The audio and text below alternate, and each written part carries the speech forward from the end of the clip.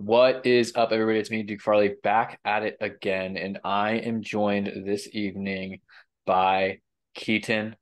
I believe fourth person eliminated from Ascendance Live season 3. Keaton, thank you for coming back on the podcast. This is the fourth time. I think probably the most appearances by you, but I appreciate you coming on. How are you? What has been going on? I'm doing quite all right, man. Um, well, the last time we spoke, I was 4 hours away from getting on a plane to play the game once more, and now now I'm on the other side of the country. I made my move. I am in Portland, Oregon, and I couldn't be happier with honestly the biggest reason why I wanted to say yes to playing again. I needed a distraction from the stress that was making such a big change in my life. While I'm thankful for it, I'm also thankful for the game for giving me that escape. Good. And I remember when we spoke last, you had been freshly quit. You freshly quit your job. Yes. You were gonna give the 2 week notice anyway, but you kind of just sped that up to play the Well, game. the thing is, I gave the 2 week notice, and the next day I said, actually, I'm leaving. Actually, I'm leaving tomorrow. Yeah, it's like I literally said something has come up that has changed my plans. I couldn't tell them I'm gonna go play I'm gonna go play a YouTube reality show. Okay, bye. Smart move. So I'm glad that everything is going good. And you said you're in Portland, Oregon. Yes, I am. Yes, I am. How's it out there? Oh, it's great. I love it here. I now have a job as a car wash attendant. I am just in a much better space and mindset than I've been in a very long while, and I needed this. I very very happy with what I've done with myself so far. That's awesome. Perfect. And I'm excited to talk about your second journey here in Ascendance Live. I want to ask you right off the bat, went out in the same double elimination spot, but do you think you grew from the last time you played? Oh, absolutely. Um, I think you can make a lot of similarities between the two times I played, and the most glaring thing is the placement. Um, but I think my first time, I I was scared, be, and rattled due to one person being there, Kennedy. It has completely fucked my entire mindset. And now with the second opportunity, with someone like that not being there, I was more focused on being able to enjoy myself while also playing the game. So I think you got to see a lot different person that played the game because I wasn't trying to hold things back on purpose, especially my emotions during the game. Clear as fucking day, that didn't happen this time. I was much more true to myself than I was the first time. And I think that's the biggest thing for me. I was a lot more me, and it felt great to be able to rewrite that. Fuck the same placement. It was just I got to play as me and not hold anything back. And you played hard from the get-go, right?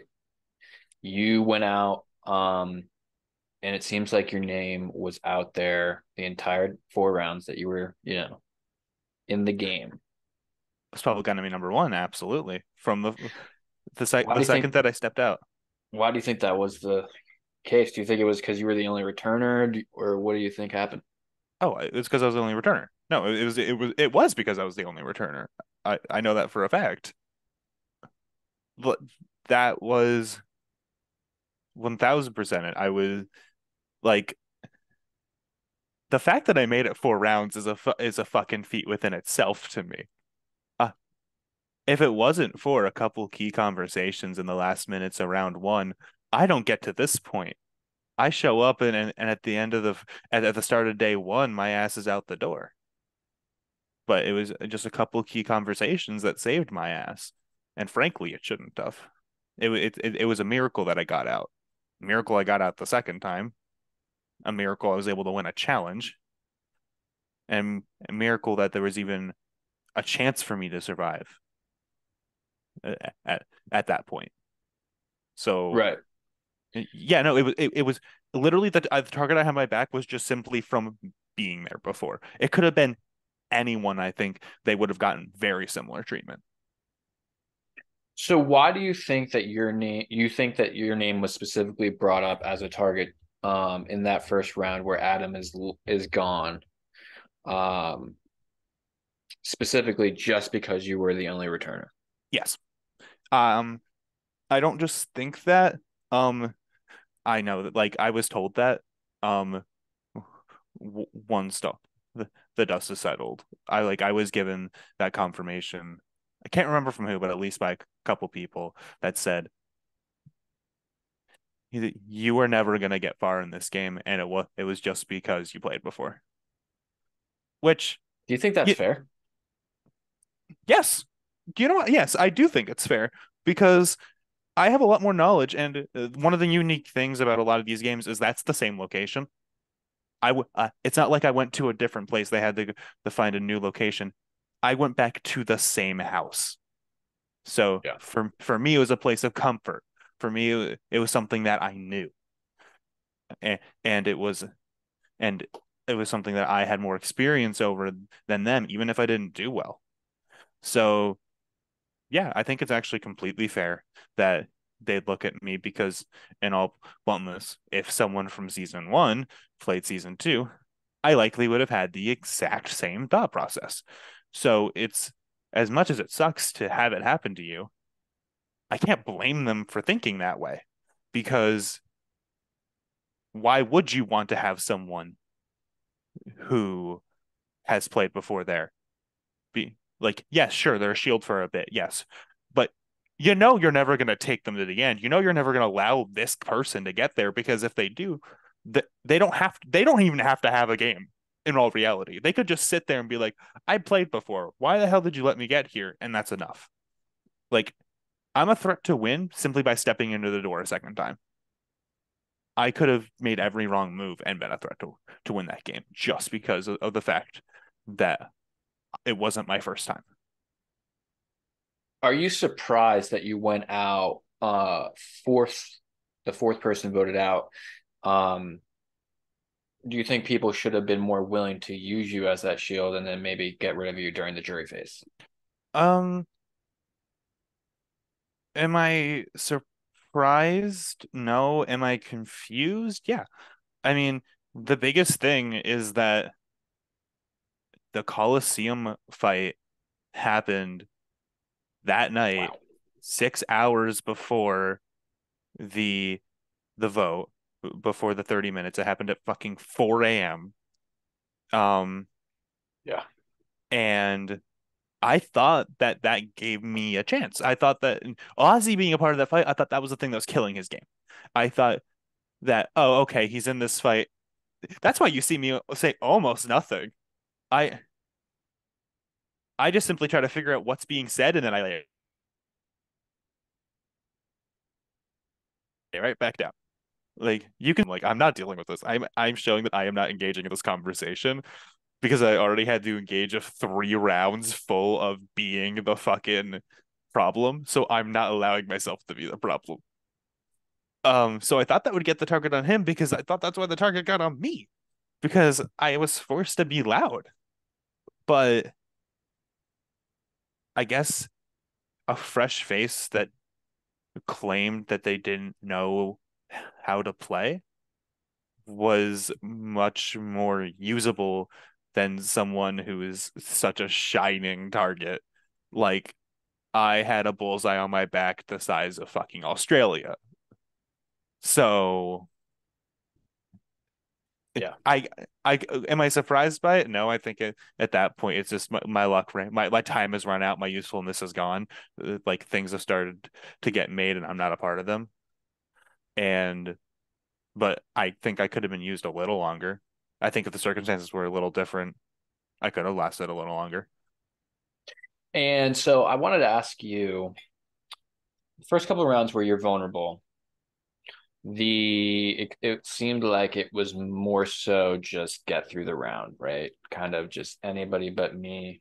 I'll throw Adam under the bus. I'll throw Connor under the bus, yeah, just to make it past this mayhem. But in the next round that you're vulnerable, not the captain round, but the next round. So this round that you're eliminated. There's a couple conversations that I want to talk to you about. The Okay. one with you and Rocky, and then the one with you, Rocky, and Marcelo. Were those the two people that you were like really keen on, like trying to convince, like, save me, I can help you? Yes, because in my mind, I thought if I could convince them, I thought that Billy and Taylor would want to keep me because that night we had a conversation about the vote and we decided on Ozzy, like the night of the vote. And then in the morning, I realized that it wasn't as cut and dry as I thought it was gonna be. I thought there was a little more room towards Ozzy than me, then quickly realized that that might not have been the case. I thought that my best chance of convincing at that point was them. I I I gave up on AJ. I didn't talk that man not like a fucking strategy and damn near 36 hours, and it's because he that was the first vote he was a part of. Like there was nothing I could do there. But Rocky and Marcelo, at least, engaged in those things. So I had to put my faith in people that I was actually voting with because that's all I had to go on. So I just threw everything and anything at the wall there to try and give myself a chance. And seeing that there was no chance, fine. Like that's not the thing that gets me. Seeing uh Marcelo try to talk louder, thinking I even think about listening into people's conversations when I have to fight for my life, that was funny. Um, but Are you surprised in Marcel, because it seems Marcelo and Billy are people that were at eliminations that were vulnerable alongside you, and they voted in a couple of eliminations on your side to save you, and then in this one they vote you out. Are you surprised that they kind of didn't vote with you on this one? no, Billy kept me. Well, He knew I was going, but he voted like he knew where I was going, but he didn't vote me out. What a wow! Once again, one person that knows I am leaving votes to keep me just because they don't want to vote me out. The similarities they keep coming. Uh, but I can't be too surprised. Like I was just the loosest cannon known the man in that game. Like it was because I had to be given the position I was so quickly put into.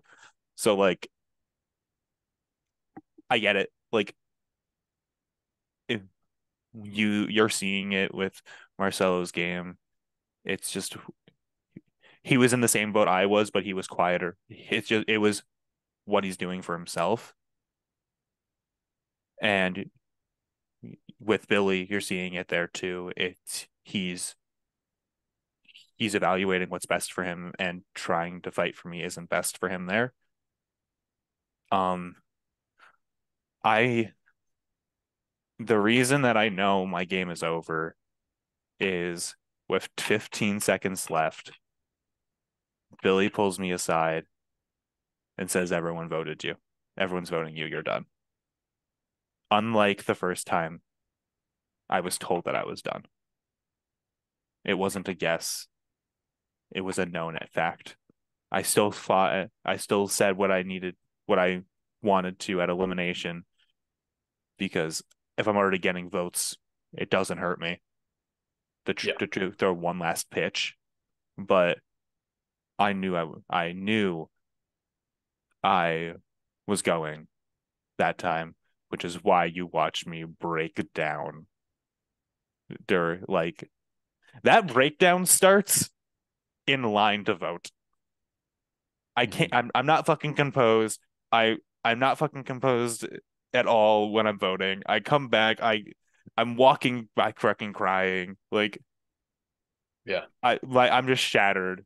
Like after a combined 8 hours of sleep in the last, I think the last in like 72 hours, I got a total of 10 hours of sleep.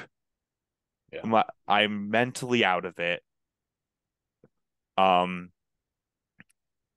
and wanting to play this game again and watching my fate just come to the same ending again, it just it got me. Like it Mhm. was a lot. The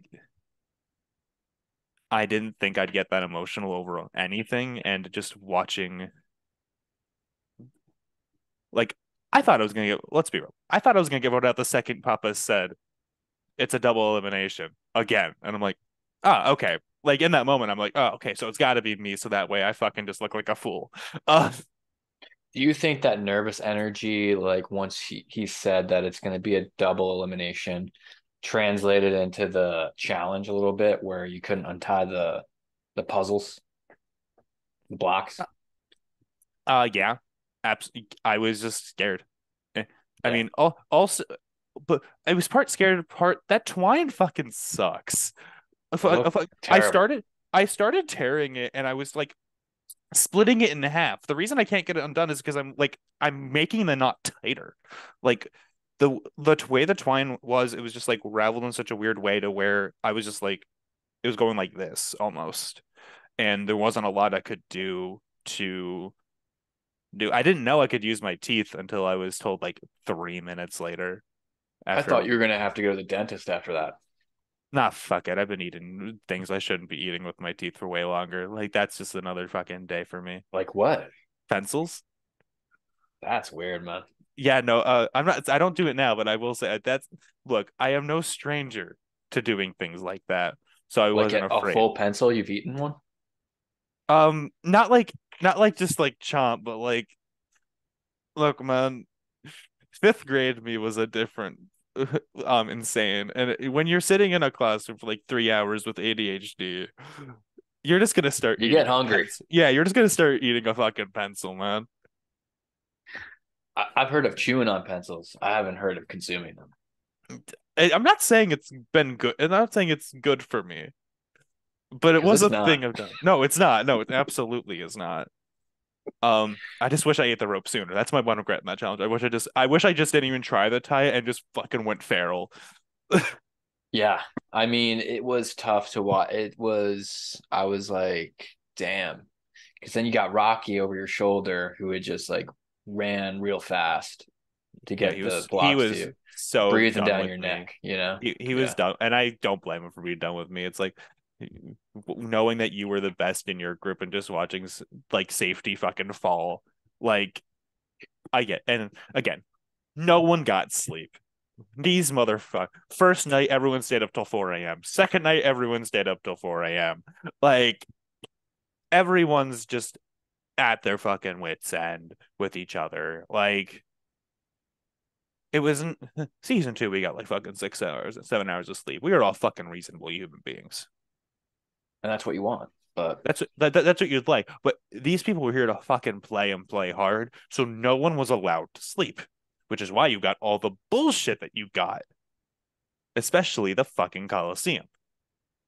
was your bedroom in the Coliseum? Like, did you ever think maybe just leave the room and like let whatever happens happen? I'll just go get some sleep somewhere else. Oh no, I walked into the room. I will say I did walk into this room. So you were kind of asking for it a little bit. Okay, the argument was already happening for 15 minutes before I walked in. That shit was 45 minutes, no exaggeration.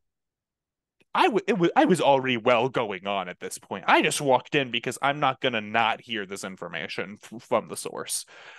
I slept on the couch in the living room this time because everyone else was already getting beds. I was like, I want to sleep alone. Like, I don't want to sleep with anyone else. I'll take a couch. It's like, they were all like, are you sure? It's like, yeah, I'd much rather. Every day I slept on a couch, no matter which house I was in the entire trip. I was sleeping on a couch because it meant I slept alone. It's a good segue. Multiple houses because after you're eliminated, I imagine you went to the pre-jury house. I wanted to ask you Call it what it is, the vote out villa. the vote out villa. How was it reuniting with Adam and Connor after you know it was you or them and you got past them? Um, it was understanding. Yeah. It's like a little bit of frustration, sure, but they understood that my position was I just had to live. Right. If anything, the person that should be most burned is Erica. Um, Yeah. it was not winning to have power, it was winning to shut the fuck up, and that is what I did that round. I didn't give a name. I heard Erica's name. Everyone said Erica's name.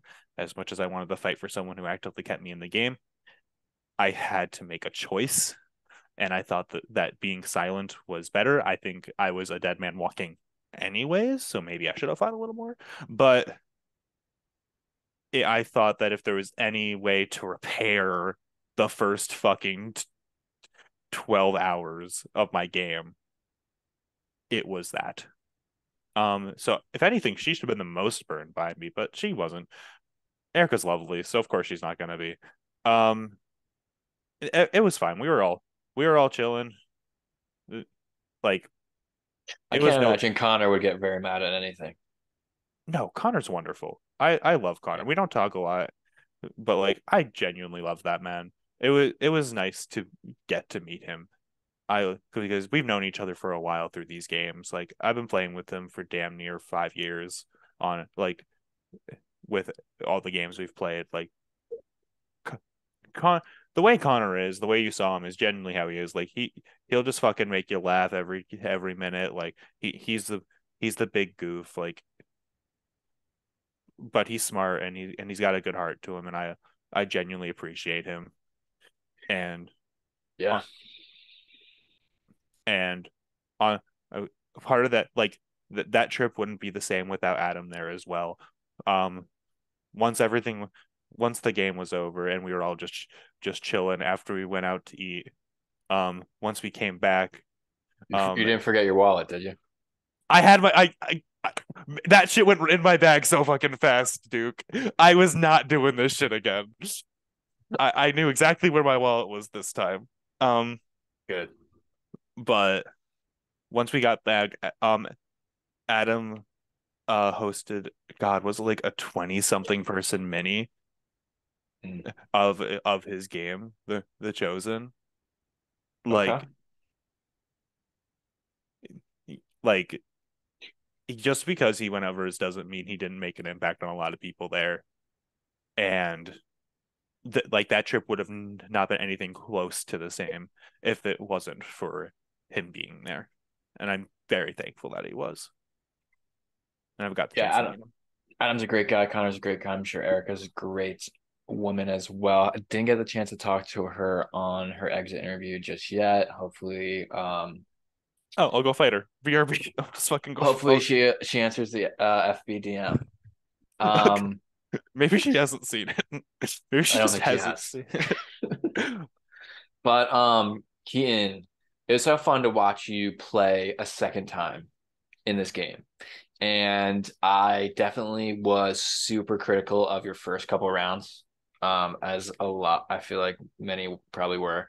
But I thought the next two rounds you turned it around.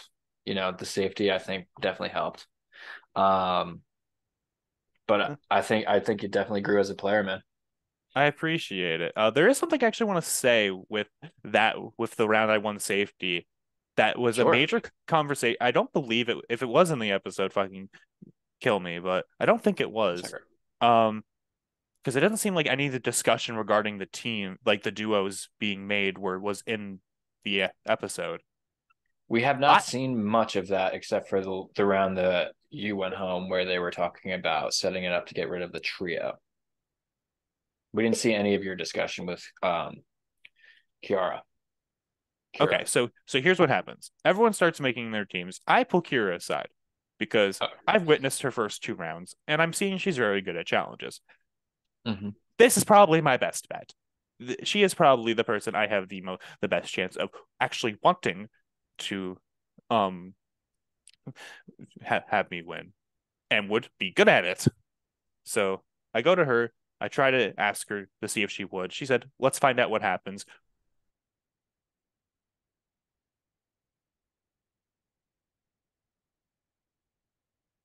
Pair with me because everyone else is already paired.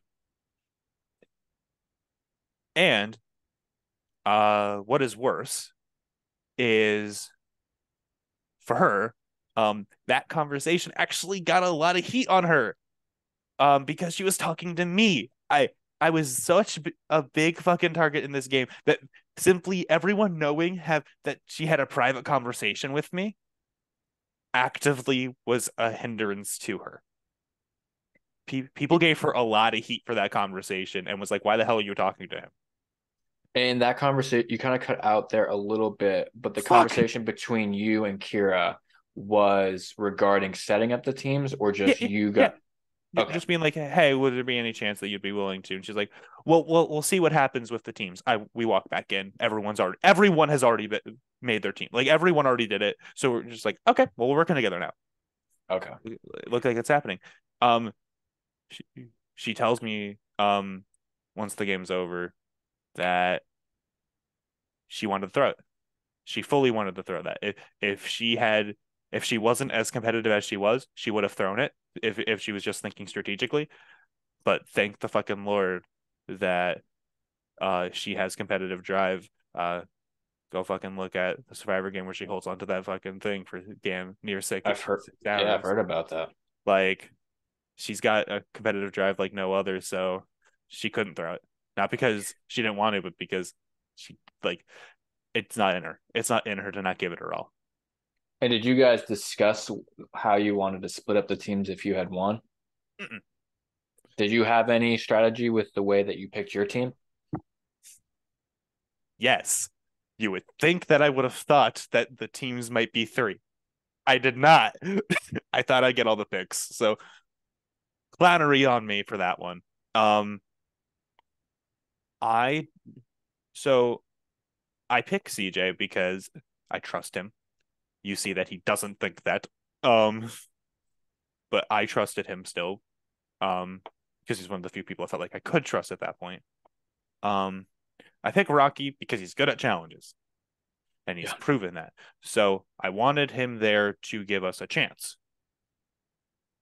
Um, I pick Emily as my target.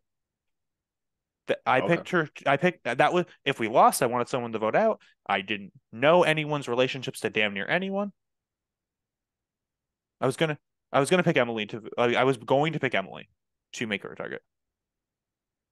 I Hmm. picked Emily to make her a target.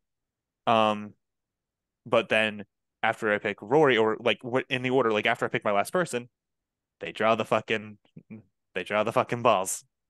And I'm like, God damn it. God fucking damn it. I have fudged this so bad. Um, but it didn't seem like it mattered anyway.